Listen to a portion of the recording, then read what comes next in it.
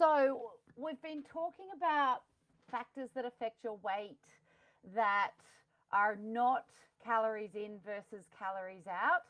Um, and this installment is all about lifestyle. So a person's lifestyle will affect the weight they sit at naturally.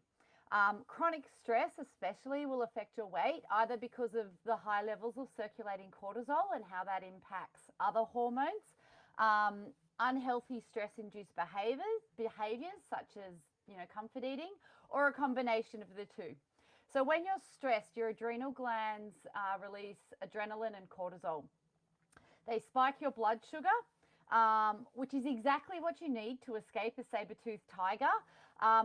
And once that threat has subsided, then the adrenaline wears off and your blood sugar drops. Which again, when you're escaping a saber-toothed tiger, that's great. Then you can have something to eat and carry on. However, in the modern day, this triggers sugar cravings. And it also encourages your body to store sugar as abdominal fat for future stressful events because it's more constant. It's not just a saber-toothed tiger. It's like living with a saber-toothed tiger looking at us all the time. Chronically high circulating levels of cortisol slows your metabolism in order to store more fat, which protects you against future stresses. And that's one of the reasons why chronic stress can be such a big deal. So in addition, we all have ingrained emotional eating habits. Our particular form of stress may sometimes also include being busy, which means we grab whatever we can. Some people will skip exercise when they're busy, or they'll skip food prep.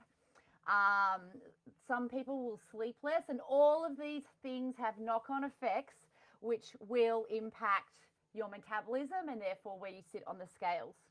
So sleep in particular affects your hormones that affect your weight. Sleep deprivation alone will slow your metabolism. And that leads to less energy being burned throughout the day, obviously. So being sleep deprived will affect your hunger hormones as well. So when you don't get enough sleep, your ghrelin, your hunger hormone, increases, and your leptin, which is your satiation hormone, decreases. So if we think about all those mums existing with broken sleep and young babies at home, they are hormonally wired at that time. Oh, sorry about that. They're hormonally wired at that time to eat more, and they are also hormonally wired to feel less full once they've eaten as much as they normally do. So that's not their fault, okay? That's not their fault. That just happens because of the hormone balance that is a mixture of broken sleep and sleep deprivation. So another knock-on effect from not sleeping well is your insulin sensitivity decreases. So your blood sugar sits higher and can lead, you then need to pump out more insulin, and that means that can lead to things like insulin resistance. And that then leads to other diseases like diabetes. So it also affects your motivation to exercise as well as your ability to recover from exercise or illness. So sleep is a really big deal for someone to maintain a healthy body weight. Women are significantly more likely to experience insomnia than men. Their fluctuating hormones through their cycle will also affect their ghrelin, their leptin, and their insulin sensitivity, especially if they experience PMDD, so premenstrual dysphoric disorder.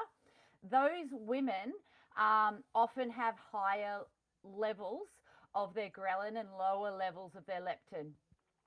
And we don't know why. Is it chicken or egg, before PMDD or after? We're also impacted again during perimenopause in the postmenopausal period of a woman's life. So things really change for us a lot. Our lifestyle is not always something that can be helped. You've heard of the sandwich generation, where women are pushed more frequently into caring roles, both for the kids at home and their aging parents. And that can be stressful in and of itself, and that can affect sleep if you're worrying about your parents in and of itself. Finally, physical activity as opposed to formal exercise will also affect your weight. So physical activity is the amount of movement you experience as you go about your day rather than formal planned exercise. done at a specific time, you know. So laborers, teachers, salespeople that are on a sales floor, they are more physically active than someone that works at a desk job, even if they exercise for the same amount of time in a gym or outside their work. So if you're getting up and moving at about more than your sedentary counterparts, you're more likely to maintain a healthy muscle mass, a healthy metabolism, and a healthy body weight. So the weight you are losing and gaining weight is multifactorial. Calories in versus calories out is just one factor. One thing that we can be sure of is that shaming overweight people online or in a gym is unhelpful, ignorant, and can contribute to their weight through stress and feeling discouraged. Okay? So if you truly want to help people achieve and maintain a healthy weight, then creating an inclusive environment, whether you're an online trainer, an offline trainer in a gym, and understanding the broad range of factors that contribute to a person's weight is probably more effective than strict meal. Actually, it's definitely more effective than strict meal plans or extreme exercise prescriptions.